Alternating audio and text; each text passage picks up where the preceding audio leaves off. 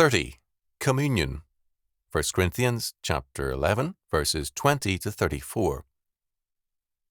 When ye come together, therefore, into one place, this is not to eat the Lord's Supper.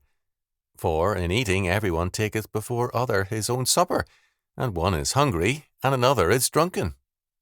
What? Have ye not houses to eat and to drink in? Or despise ye the church of God, and shame them that have not? What shall I say to you? Shall I praise you in this? I praise you not. For I have received of the Lord that which also I delivered unto you, that the Lord Jesus, the same night in which he was betrayed, took bread, and when he had given thanks, he brake it, and said, Take, eat, this is my body, which is broken for you. Do this in remembrance of me. After the same manner also he took the cup, when he had supped, saying, This cup is the New Testament in my blood.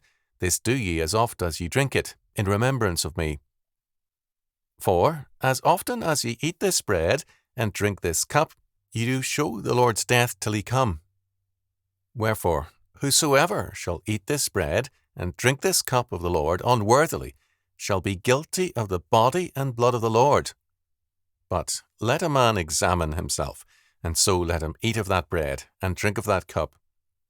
For he that eateth and drinketh unworthily, eateth and drinketh damnation to himself, not discerning the Lord's body.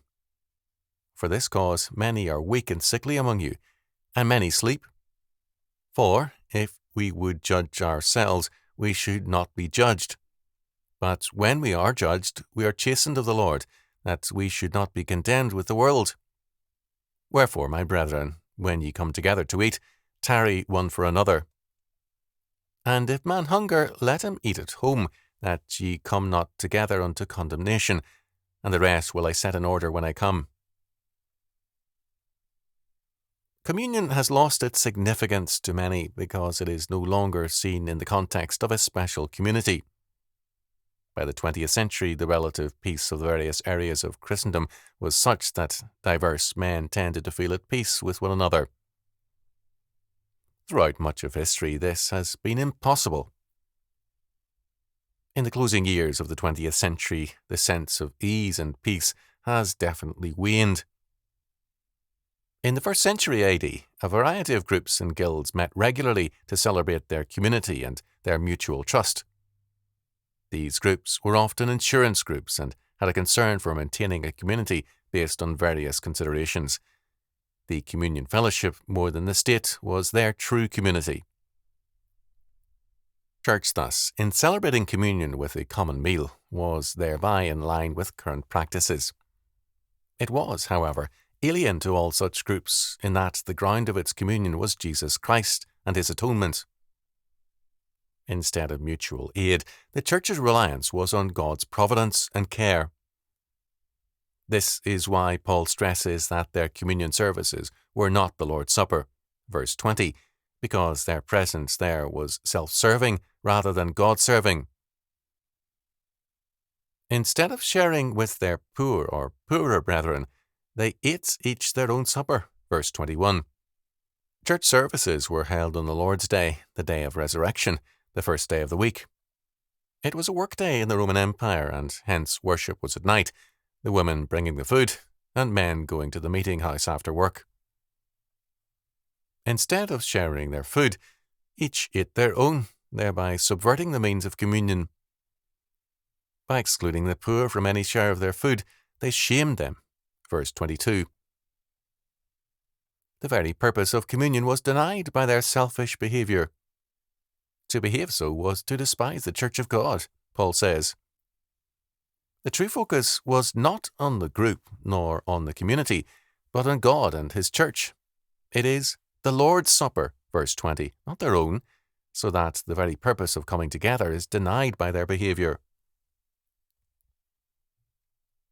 It is not the people nor the community of the faithful, nor the Church, which determines the nature of the Christian service of communion and the community. It is the Lord, verse 23. He is Paul's source for the service.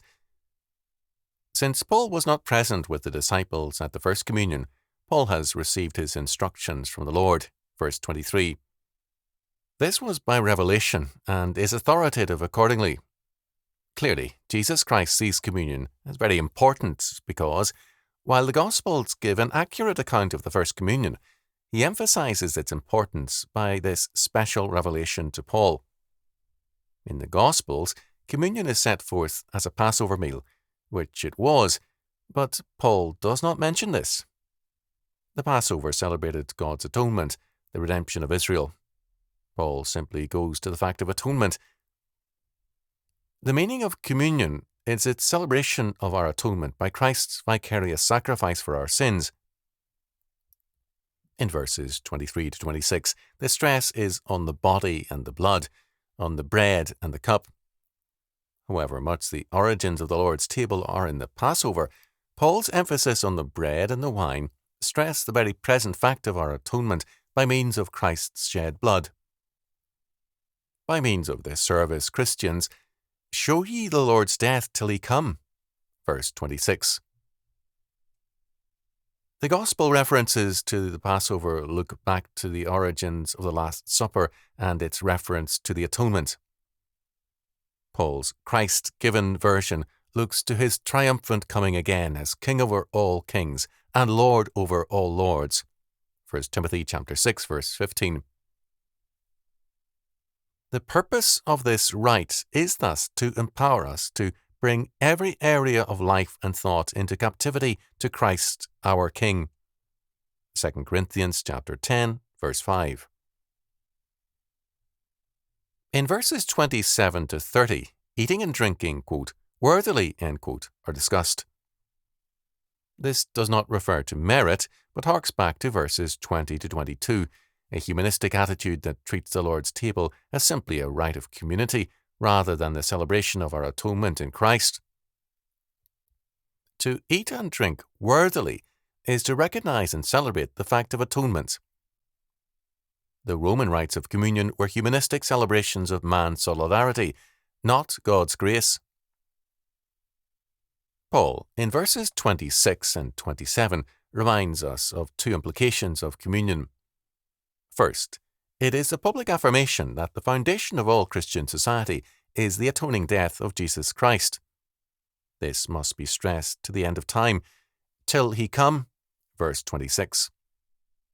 Second, it follows that to stress any other purpose above atonement is to be guilty of the body and the blood of the Lord, verse 27.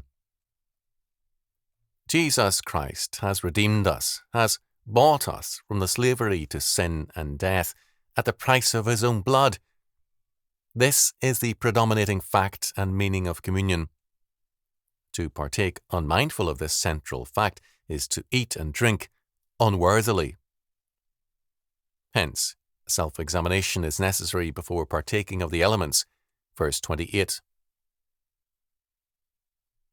The stress is on self-examination, and the penalty for failure to do so falls on oneself. Verse 29. Because many have failed to so examine themselves, they have become weak and sickly and have died. Verse 30. A spiritual cause can lead to physical consequences. We can only avoid God's judgment if we first judge ourselves. Verse 31. Three kinds of judgment are referred to by Paul: self-judgment, the world's judgment, and God's judgment. Hence, self-judgment is urgent, or else we shall face the world's or God's condemnation.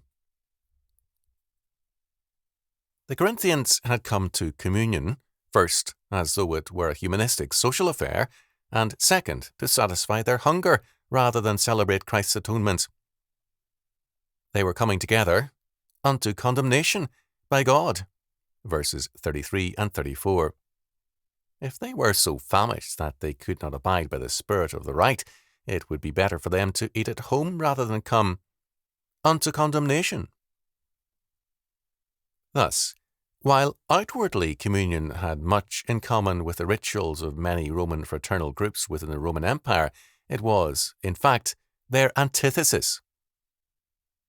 Instead of setting forth a fraternal bond in terms of a common interest, it stressed the supernatural fact of atonement by God's sovereign grace. The peace of the fellowship was not in a common human concern, but in a supernatural act of atonement.